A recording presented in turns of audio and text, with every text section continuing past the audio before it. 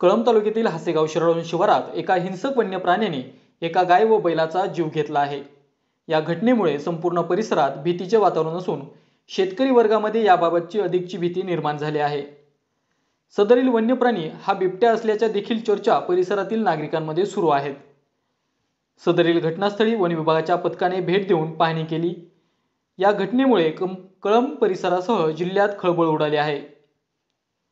सदरची घटना ही कळंब तालुक्यातील हसेगाव शिराळोण शिवारात घडली आहे।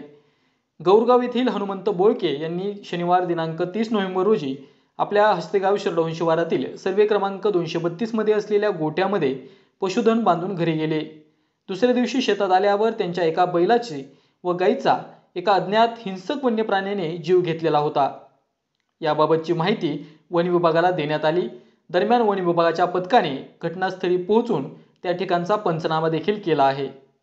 याबाबत वन परिमंडळ अधिकारी डी.व्ही. फरताडे यांच्याशी फोनद्वारे याबाबतची माहिती विचारली असता तरच सदृश्य प्राणी असावा असा अंदाज असल्याचं नमस्ते धाराशिवशी बोलताना सांगितलं आहे।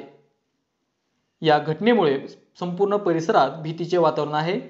नमस्ते धाराशिव न्यूज, गौरगाव, कळंब।